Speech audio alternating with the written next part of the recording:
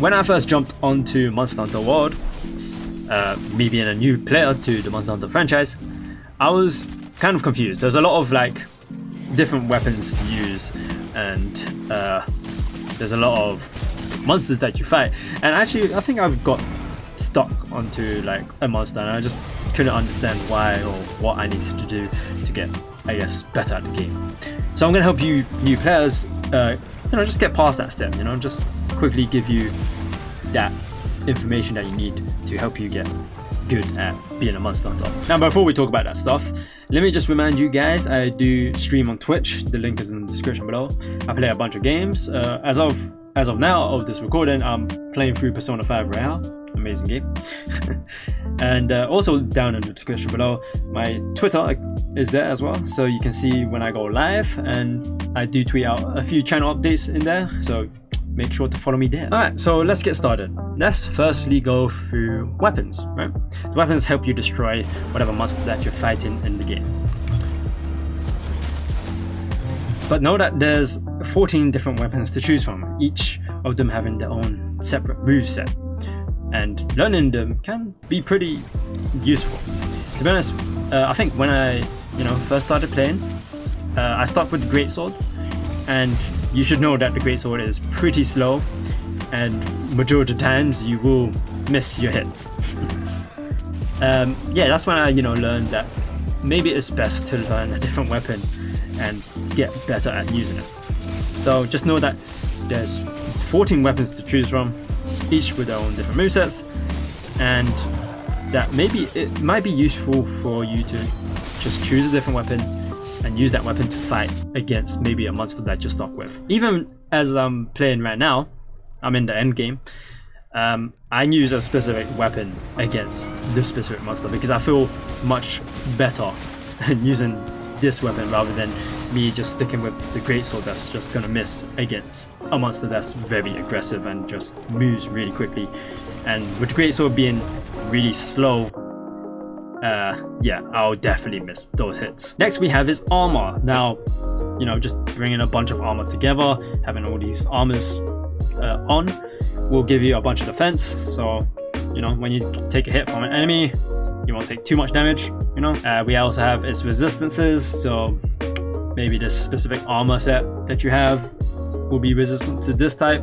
Now do know if maybe one of these numbers go into the minus zone, do know that you're going to take a bit more damage than you normally would against that type, so be a bit wary of that. We also have slots, gem slots, which I'll be covering a bit later on in the video. Now the most important thing about your armor is the skills that you get on each armor piece. Now there's a lot of skills to choose from, so if we sort this armor by skills, you can see we have 8 pages worth of different skills that you can choose from, and each one of them can be really helpful on whatever armor build that you're looking for. So let's go with one of the armor sets that I've made. Right here we have our slug hammer build, which just focuses on the hammer and its ability to stun enemies. So I made it so that the slugger ability, which I'll just quickly show you right here, it makes it easier to stun enemies, and I maxed it out. I made it to the highest possible level, allowing me to stun monsters like they get stunned a lot. Let me tell you that. So yeah, this helps me stun monsters really easy. So as you can see here, this armor set is specifically for hammers, and I do also have like a bunch of different armor sets.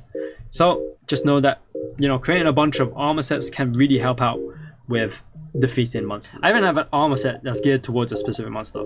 This armor set right here has sleep resistance level 3 because this monster can put you to sleep.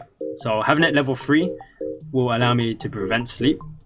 And I also have water attack level 6 because that's its weakness. So just remember, whenever you're building armor, look more into the skills. So the best way to do that is actually whenever you're forging armor here, just sort it by skills, right? And then just look for whatever skills within the list that can help out with whatever armor that you want to build. Next is, I guess, kind of the main thing of the whole game, is knowing your monster. Now, there's, I guess, maybe 2 things when it comes to mind when you're fighting a monster, is that knowing his attack patterns and knowing his weaknesses. Now with attack patterns, if you know how the monster attacks, then you know when to dodge an attack that could be possibly lethal, maybe even one hit kill you. So just, you know, it's good to know when that's gonna happen, and as well as, you know, when would be the best time to attack him, because some of these monsters, they can be really aggressive, and if you just start attacking out of nowhere when he's about to prepare for an attack, then maybe that's not the best thing for you to do. The best thing for you to do would be either to dodge the attack or just evade it or block it. So just know when to do these things. And as I've said before, its weaknesses. Each monster has their own weaknesses. So if you just go into the Hunter's Notes under the large monster field guide, and we go into the next tab, we can see that this specific monster has all these weaknesses, all these elements that can be applied to him. Is that how you say it? Elements? Elements? I hate English. But yeah, as you can see here, it can tell you all the weak spots, all the elements that they're weak against, and all the things that you can apply to him, right? So let's take, for example, the Great Jugras, which is the first monster that you fight. Now, anything with 3 stars means that it's horribly weak to it, or it can be effective against it. And 1 star meaning that it's not that effective at it. And obviously with an X means that it does no damage to it at all. Now, the thing about this page is that it doesn't appear the first time you fight a monster. It will appear if you gathered enough footsteps, or even fought the monster a couple of times and then you talk to the monster researcher. So yeah, just remember that this page doesn't appear the first time that you fight a monster. So if you really want to know a monster's weaknesses, then it's best to just search it up online to find the weaknesses of a monster. So the next important thing to always remember when you're playing is the items. The items that you bring into your battles can really help with the fights, right? So obviously we have items like your health potions. So we've got potion, mega potion, obviously healing you. We have stuff like that can increase your attack or increase your defense. Or we also have other items that can blind your enemy. So all of these items, they're very useful for when you're fighting any monster. Next is decorations. Now decorations is basically decorating your armor with gems. These gems can help with either leveling up an existing skill or just allowing you to put a new skill on your armor build. Now as I said before, whenever you're forging an armor, it will give you a little icon of slots that you can put for gems. Now if armor doesn't have any slots for gems, that means you can't put any gems on it. Now gems, you get them every now and then whenever you finish a fight against a monster, and as I said before, these gems help with either leveling up a skill that you already have, or even allowing you to put a new skill on your armor sets. So as you can see right here, we have a bunch of gems placed on our armor, and they all have their own things going on.